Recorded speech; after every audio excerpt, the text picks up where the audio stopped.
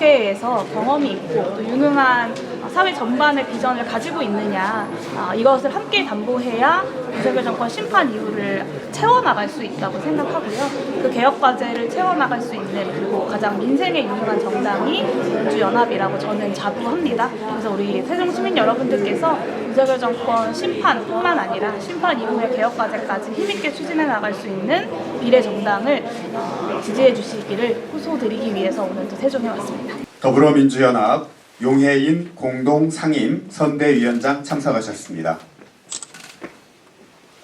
더불어민주연합 권인숙 공동선대위원장 참석하셨습니다.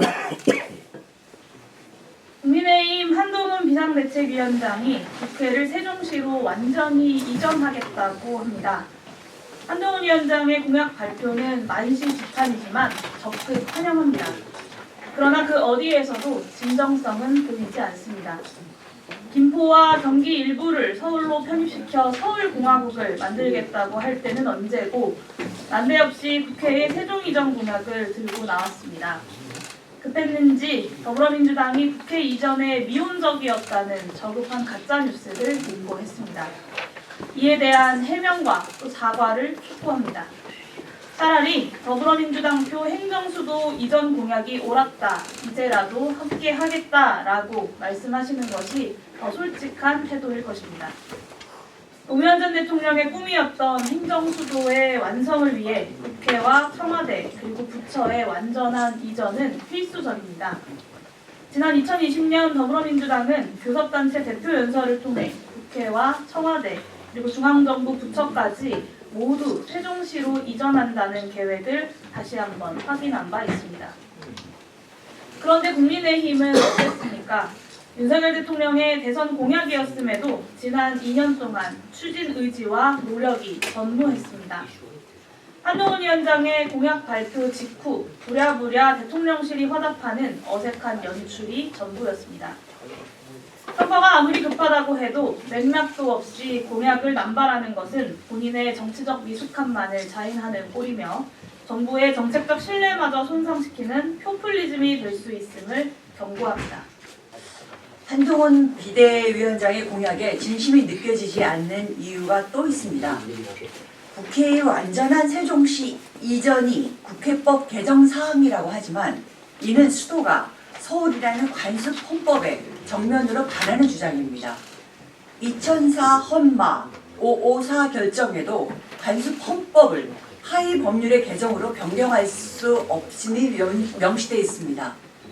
국회의사당과 대통령실의 세종 완전 이전을 위해서는 개헌이 필수인 것입니다. 윤석열 대통령은 지금이라도 정부가 할 수 있는 것부터 실천하길 바랍니다. 한동훈 위원장도 선거에 연동시키는 얄팍한 꼼수로 세종 시민을 기만하는 행위를 중단할 것을 촉구합니다. 말보다 중요한 것은 실천과 집행입니다. 더불어민주연합은 22대 국회 개헌과 함께 필요한 사항들이 진행될 수 있도록 총선 직후 개헌 논의에 착수하겠습니다. 감사합니다. 세종 시민 여러분들의 여러 아쉬운 마음에 대해서 저희도 너무 잘 알고 있고요. 나름대로 21대 국회에서 여러 가지로 노력했지만 사실은 손바닥도 마주쳐야 소리가 나는 것인데, 그런 면에서 저희가 세종 이전을 조금 더 빨리 앞당겨내지 못한 것에 대해서 송구스럽게 생각합니다. 한동훈 위원장이 이제 세종 완전 이전이라는 화두를 던진 것 자체는 환영합니다. 이제는 정부 차원의 책임 있는 계획과 그리고 국회에서의 논의에 임하는 자세를 촉구하고 있는 것은 그 논의가 함께도 진행이 되어야 저희가 주장하는 완전 이전도 가능하기 때문입니다.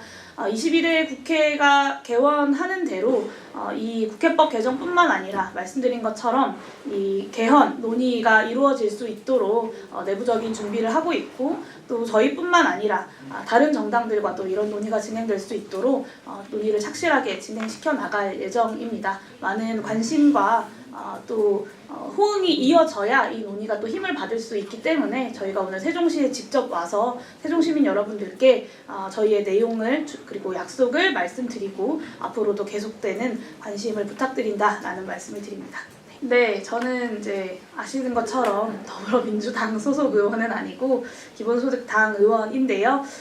뭐 다른 분들의 생각을 제가 다 대변할 수는 없지만 많은 분들이 답답해하시는 그 부분을 저도 가장 잘 알고 있는 부분이고요. 그런 면에서 아주 가장 큰 의석을 가지고 있는 더불어민주당을 제대로 더 속도를 붙이고 개혁 과제들을 수행해 나가기 위해서라도 이번 연합정치가 필요하다고 생각했습니다. 말씀해주시는 그런 의견들 제가 국회에 있으면서 또 최대한 견인해낼 수 있는 역할을 하겠다는 약속드립니다. 금융허브로 만들겠다라고 하는 국민의힘에서 지금 산업은행 이전을 사실 대책도 없이 윤석열 대통령의 핵심 측근 지역으로 이전하는 것을 관련 관계자들과의 어떤 사회적 논의도 잘 진행하지 않은 채로 추진하고 있습니다. 그래서 과연 그 여의도를 금융허브로서 키우겠다라는 것에도 진정성이 있는가라는 질문을 던질 수밖에 없고요. 제가 이제 민주당 소속이 아니기 때문에 수도권 의원들의 정확한 당시 분위기는 모르겠지만 국회법 개정을 추진할 때에도 더불어민주당을 비롯한 지금의 야권들이 힘을 모아서 진행을 했습니다.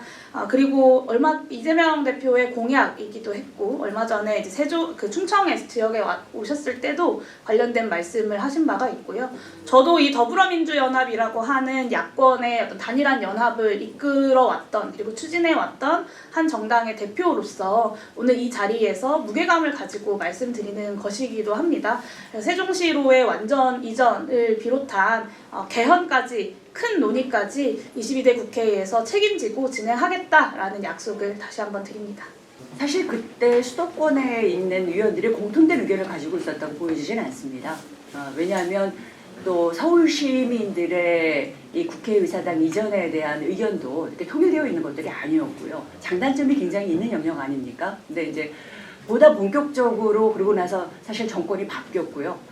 보다 본격적으로 이제 진행을 해나가는 것 그리고 제대로 하는 것에 대해서는 사실은 지금 수도권 의원들의 마음만이 지금 중요한 상황은 아닌 것 같습니다. 저희가 밝혔듯이 이 개헌과 그다음에 전체적으로 사실은 이 지역이 살아나는 이런 정책들에 대한 공감, 전 국민적인 공감 이런 부분들이 여기 이제 새롭게 좀 더 만들어져 나가는 과정이라고 보여지고요. 그 부분들 제대로 살리면 된다고 저는 봅니다.